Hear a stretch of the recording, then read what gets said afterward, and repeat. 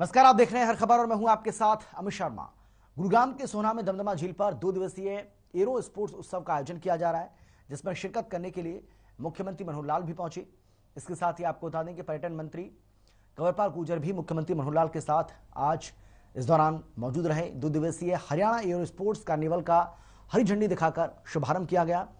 इस मौके पर सीएम ने सोहना के विधायक संजय सिंह भी उनके साथ मौजूद रहे। इसके साथ ही हॉट एयर बैलून में भी सीएम बैठे। ये एडवेंचर पर्यटन केंद्र लगभग 19 एकड़ भूमि पर विकसित होगा, जिसे विकसित करने के लिए हरियाणा पर्यटन विभाग ने एरो क्लब ऑफ इंडिया के साथ समन्वय स्थापित किया है।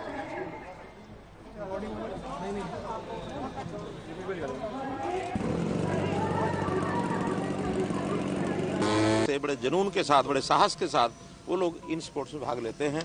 तो हमारे यहाँ ये क्षेत्र दमदमा जो एरिया है, ये हमारे गुरुग्राम से, दिल्ली से बहुत नज़दीक होने के कारण से यहाँ मुझे लगता है टूरिस्ट का आना जाना बढ़ेगा। इस क्षेत्र के इलाके का आर्थिक विकास होगा, लोगों को रोजगार मिलेगा। और इसी प्रकार के और भी क्षेत्र हम जहाँ जहाँ स्कोप है, चाहे वो पैराग्लाइडिंग का है, चाहे पैराशूटिंग का है, चाहे एयर बलूनिंग का है, हॉट बलूनिंग का है, ऐसे बहुत से खेलों के प्रकार हैं जिसके अंदर हमारा टूरिज्म डिपार्टमेंट अब लगा है। और जहाँ जहाँ हमको स्कोप मिलेगा वहाँ जंगल सफारी की बात भी की जा रही थी।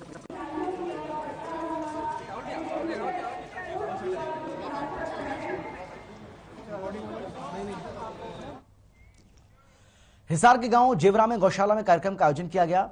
इस कार्यक्रम में कृषि मंत्री जेपी दलाल ने भी शिरकत की, जहां ग्रामीणों और कार्यकर्ताओं ने फूल मालाओं के साथ उनका स्वागत किया।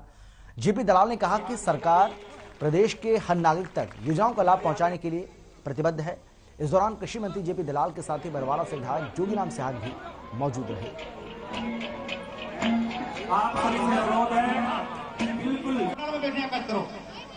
मेहरबानी करके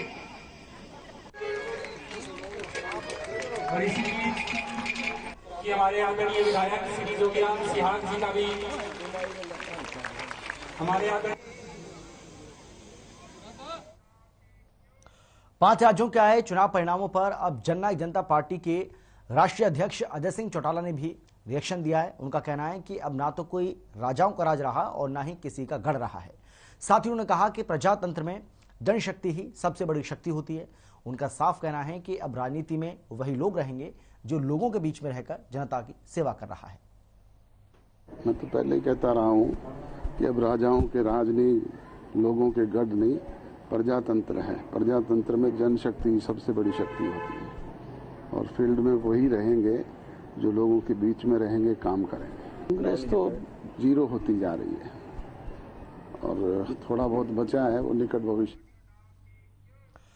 भिवानी में हैंडबॉल एसोसिएशन के चुनाव में जेजेपी के प्रधान महासचिव दिग्विजय चौटाला पहुंचे।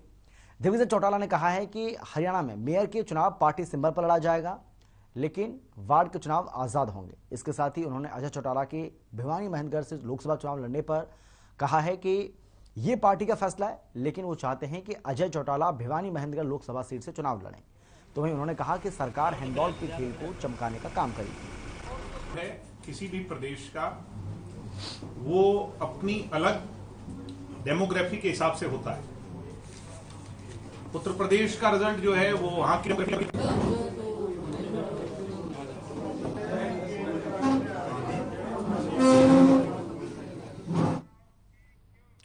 महम के मदीना गांव में कांग्रेस कार्यकर्ताओं ने होली मिलन समारोह का आयोजन किया, जिसमें राज्यसभा सांसद दीपेंद्र सिंह हुड्डा ने शिरकत की और होली मिलन समारोह में जनसभा को संबोधित किया।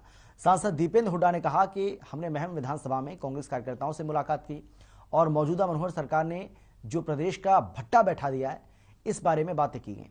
किस तरह से हरियाणा प्रदेश में भ्रष्टाचार, रिश्वतखोरी और गरीबों के साथ लूट सरकार ने मचा रखी है। सरकार ने रोजगार के नाम पर युवाओं के साथ धोखा किया, बुजुर्गों को पेंशन के नाम पर और कर्मचारियों को पुरानी पेंशन के नाम पर हरियाणा की जनता के साथ धोखा मौजूदा सरकार ने किया है। भाई जितेंद्र हुड्डा जी, जिन्होंने आदरणीय दीपेंद्र हुड्डा का स्वागत कर रहे हैं आप सभी की तरफ से। एक आंदोलन के रूप में लड़ाई लड़ाई होली मिलन समारोह यहाँ पर आदरणीय आन सिंह दांगी जी के यहाँ पे निवास स्थान है, वहाँ पे मदीना में हमारे भाई बलराम जी द्वारा जो है ये आयोजित कार्यक्रम रहा। बहुत ही सभी जो महम का हमारा परिवार है, जो कांग्रेस का परिवार है, उन सबसे हम मिले और होली की शुभकामनाएं भी आपसी परस्पर दी गई। और आने वाले समय में ये जो सरकार जिसने हरियाणा का भट्टा बिठा दिया, खट्टर सरकार, इस सरकार को जगाने के लिए, हरियाणा के हर वर्ग की लड़ाई लड़ने के लिए और हरियाणा में बदलाव लाने के लिए आने वाले समय की जो है में जो संघर्ष जो किया जाएगा उसकी आज हमने यहाँ पे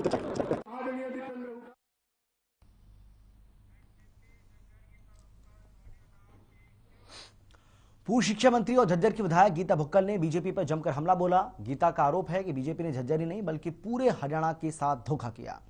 साथ ही उन्होंने बताया कि झज्जर में 11 नई परियोजनाएं आनी थी जिन्हें सांसद अरविंद शर्मा ने पूरा नहीं किया। इसके साथ ही उन्होंने कहा कि आज का युवा बेरोजगार है, शिक्षा की स्थिति भी पहले से काफी बिगड़ चुकी है।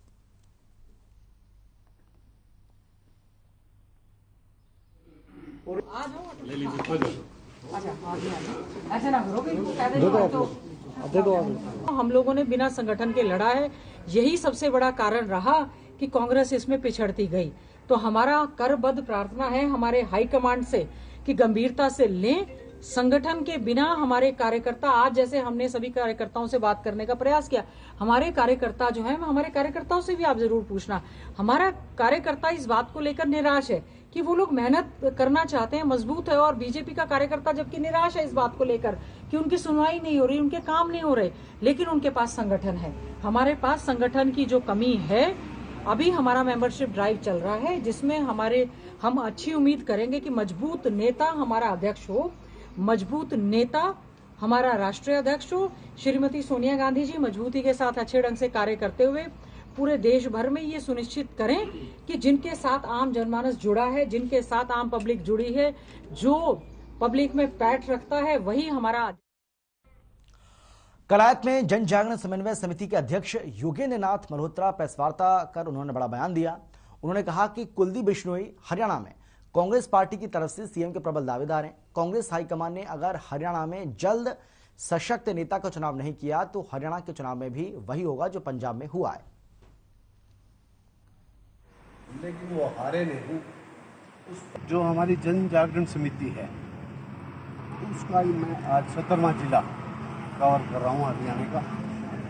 चौधरी कुलदीप जी द्वारा आज से तकरीबन 2 महीने पहले बुलाई गई हिसार में मीटिंग कार्यकर्ताओं की, उसमें निर्णय लिया गया था कि हमें अब कई साल हो गए हैं, बीमार था उससे भी दूरी खत्म हो गया है, कोविड भी खत्म हो गया है, तो अब हमें दोबारा से तैयारी करनी चाहिए।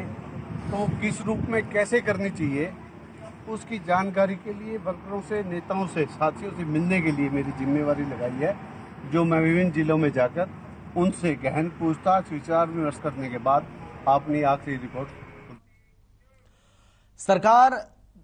हरियाणा सरकार में ग्रामीण विकास और पंचायत मंत्री देवेंद्र बबली चरखी दादरी पहुंचे, जहां रेस्ट हाउस में पहुंचने पर पुलिस कर्मचारियों ने उन्हें गार्ड ऑफ ऑनर दिया, जिसके बाद जिला उपायुक्त प्रदीप गोदारा ने उनको गुलदस्ता देकर सम्मानित किया।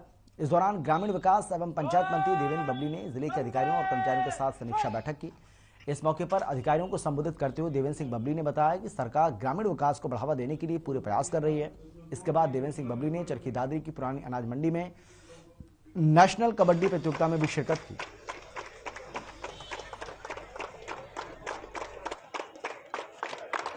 जो सरकार की मंशा है कि गांव का सुधार हो, सौंदर्यीकरण हो, गांव में हर वो फैले जो शहरों में हो पहुंचे, जो योजनाएं हैं वो धरातल पर लागू, उसकी समीक्षा मीटिंग थी, वो हमने ली है और निर्देश जारी किए हैं।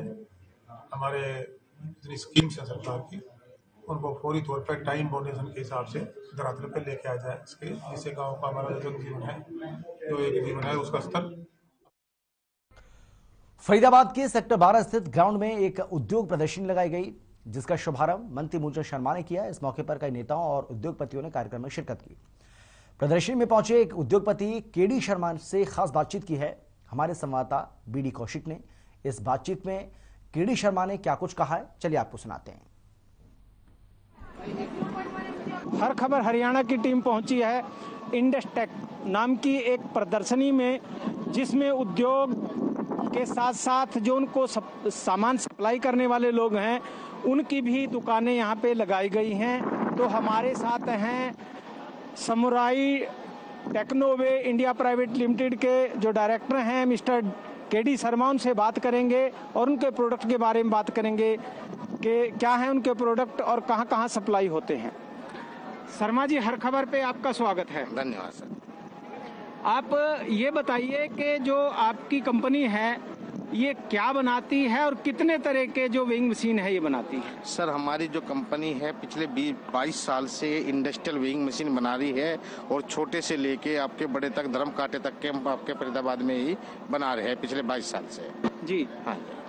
तो ये कहाँ कहाँ सप्लाई होती है? हमारी इंडस्ट्रीज में ही सप्लाई है। जो एनसीआर की सबसे टॉप कंपनी है, मारुति हुआ, हीरो होंडा हुआ, होंडा मोटरसाइकिल्स हुआ, आपका जेसीबी हुआ, इंडिया यामा हुआ, हीरो मोटर कॉप हुआ, इन्हीं सभी कंपनियों में मैक्सिमम में हमारी सप्लाई है सर।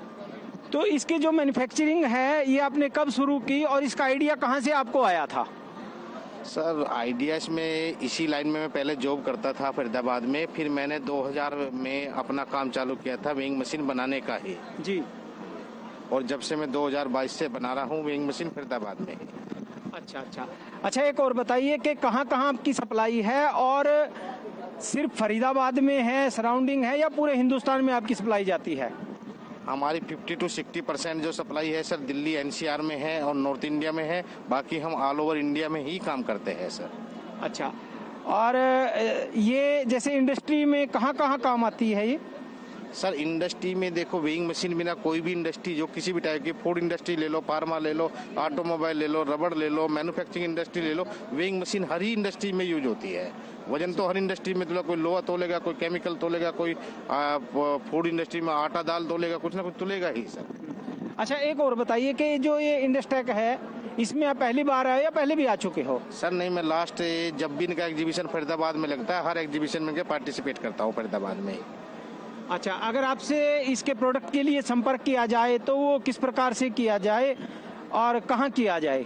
सर, हमारी वेबसाइट पे भी हम अवेलेबल है, आपका फेसबुक पे भी, इंस्टाग्राम पे भी, एवरीथिंग, और आपके हमारे नंबर भी लिखे हुए हैं सैमुराई के नाम से। आप गूगल में सर्च मारेंगे तो वहाँ भी आपको हमारे सारे नंबर अवेलेबल हो जाएंगे। जी, धन्यवाद। तो ये थे समुराई टेक्नोवे इंडिया प्राइवेट लिमिटेड के जो डायरेक्टर केडी शर्मा जी, जो बता रहे थे उनका प्रोडक्ट क्या है और उन जो है वो कहाँ कहाँ यूज होता है। हर खबर हरियाणा के लिए मैं बीडी कौशिक। आम आदमी पार्टी के मुख्यमंत्री पद के उम्मीदवार भगवंत मान दिल्ली से चंडीगढ़ पहुंचे। आपको बता दें कि भगवंत मान दिल्ली के मुख्यमंत्री और आपके संयोजक अरविंद केजरीवाल और मनीष सिसोदिया को 16 तारीख को होने वाले शपथ ग्रहण समारोह का न्योता देने के लिए दिल्ली गए थे।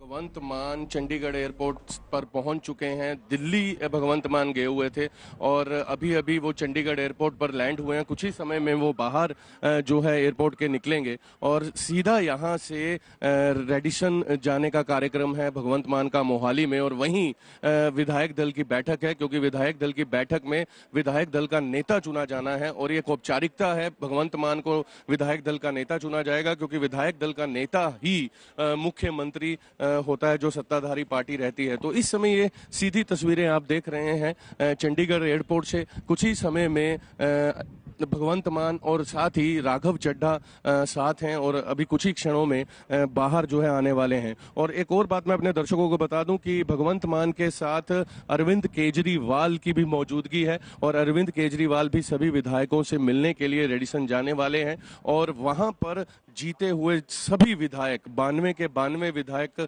वहां मौजूद हैं। और पंजाब में सरकार जो है आम आदमी पार्टी की बनने जा रही है। एक खास मैं जानकारी अपने दर्शकों को देना चाहूंगा कि बहुत जल्द, यानी कि सूत्र जो बता रहे हैं कि कल ही राज्यपाल को बहुमत सिद्ध कर आम आदमी पार्टी ज्ञापन दे सकती है और कल ही जो औपचारिकता है वो निभा दी जाएगी राजभवन में आम आदमी पार्टी और केजरीवाल के द्वारा। और साथ ही 19 तारीख को, माफी चाहूंगा 16 तारीख को शपथ समारोह हो सकता है खटकर कला, जो कि शहीद भगत सिंह का पैतृक गांव है। और अभी आप तस्वीरें देख रहे हैं, सीधी तस्वीरें एयरपोर्ट से, और भगवंत मान जो है वो बाहर कुछ ही क्षणों में बाहर आने ही वाले हैं और बाहर आते ही मीडिया से मुखातिब होंगे। ये तस्वीरें चंडीगढ़ एयरपोर्ट और राघव चड्ढा, अरविंद केजरीवाल, भगवंत मान साथ जो हैं अभी दिल्ली से लैंड हुए हैं और कुछ ही क्षणों में बाहर आएंगे और यहीं से सीधा जो है विधायक दल की बैठक में शिरकत करने के लिए ये नेता वहां जाएंगे और वहां विधायक दल का नेता चुना जाना है। एक औपचारिकता है जो आम आदमी पार्टी द्वारा निभाई जाएगी और विधायक दल का नेता जो है भगवंत मान को चुना जाएगा और कल राज्यपाल को मिल करके वहां बहुमत जो है राज्यपाल के समक्ष साबित किया जाएगा। ये सीधी तस्वीरें आप देख रहे हैं, ये लाइव तस्वीरें देख रहे हैं। देख सकते हैं तस्वीरों में कि किस प्रकार से भगवंत मान यहाँ पर आप ये देखिए निकलते हुए भगवंत मान यहाँ से निकले हैं और सीधा जो है विधायक दल की बैठक में शिरकत करने के लिए जा रहे हैं भगवंत मान। और ये लाइव तस्वीरें आपने देखी, एक्सक्लूसिव तस्वीरें देखी हर खबर पर।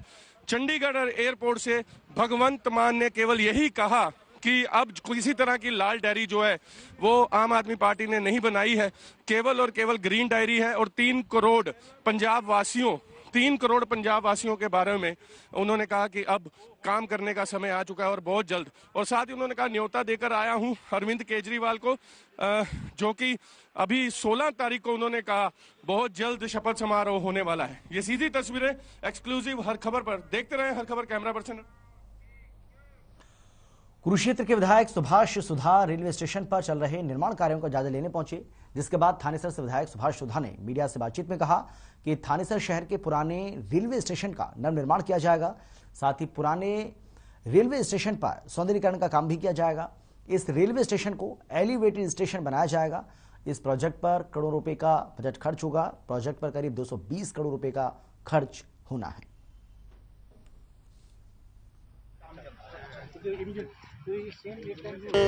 शहर में ये एलिवेटेड कॉरिडोर बन रहा है, जो यहाँ पे 5 फाटक थे कुरुक्षेत्र शहर के अंदर में। ये 5 फाटकों को एलिमिनेट कर दिया जाएगा, रिमूव कर दिया जाएगा और ये बनने से पब्लिक को यहाँ पे काफ़ी सुविधा मिलेगी। और हमारी कंपनी बहुत ही फास्ट, मतलब उससे हम लोग यहाँ पे काम कर रहे हैं, दिन रात काम चल रहा है। हमारा अप्रॉक्सीमेट 40 to 45% काम हम लोगों ने कर दिया है और हमारी उम्मीद है कि हम जून 2023 तक अपना काम खत्म कर देंगे। जी सर। कौन सी कंपनी ये कार्य कर रही है? ये सर पुणे की कंपनी है, ISC पुणे प्राइवेट। सर्वप्रथम तो मैं आज 4 स्टेटों में जो भारतीय जनता पार्टी की बहुत बड़ी एक जीत हासिल करी, आदरणीय प्रधानमंत्री नरेंद्र मोदी जी, हमारे आदरणीय अमित शाह जी, आदरणीय मैं कहूँगा हमारे राष्ट्रीय अध्यक्ष श्री नड्डा जी का और आदरणीय हमारे जो मुख्यमंत्री हैं योगी जी का, तथा चारों स्टेट की जनता का दिल से धन्यवाद करता हूँ, जिन्होंने भारतीय जनता पार्टी पर विश्वास रखकर बड़ी भारी मतों से लोगों ने दिया। हम तहे दिल से पूरी भारतीय जनता पार्टी उनका बहुत बहुत धन्यवाद करते हैं। इसी के साथ प्यार से आप देख रहे हैं खुशी का माहौल यहाँ पर आज बना हुआ।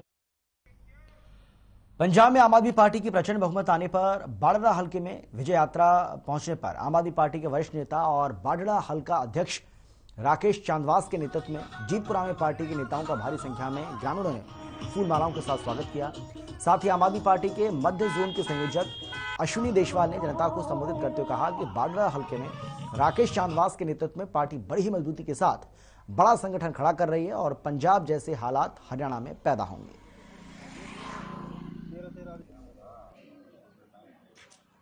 पंजाब के अंदर उसको लेकर के आम आदमी पार्टी के वीर सिपाही में इतनी ऊर्जा आ गई है कि जो पंजाब में जिस तरीके से आम आदमी पार्टी ये जीत हासिल की है, आज पूरे देश में अगर कोई विकल्प है तो आम आदमी पार्टी है, क्योंकि आम आदमी पार्टी ही आज वो राजनीति कर रही है जो उसकी शिक्षा पे बात की जा रही। पहली ऐसी पार्टी है जो मुद्दों की राजनीति कर रही है।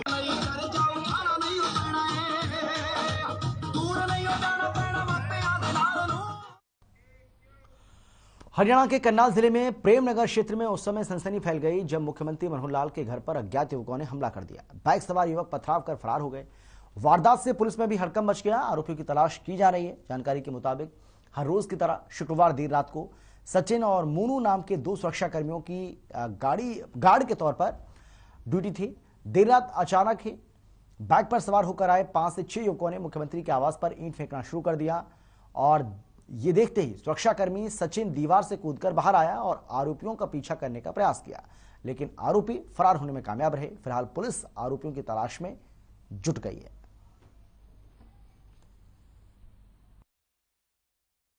हाँ जी, हमने CCTV फुटेज देखी है, उसमें 7 आदमी दिखे हैं हमें हम कार्रवाई कर रहे हैं और आइडेंटिफाई करने की कोशिश कर रहे हैं। तो मोटरसाइकिल पे थी जी, मोटरसाइकिल एक स्कूटी पे है और एक मोटरसाइकिल है। तो सीएम हाउस के अंदर कोई था व्यक्ति उस समय? हाँ जी, हमारी कार थी।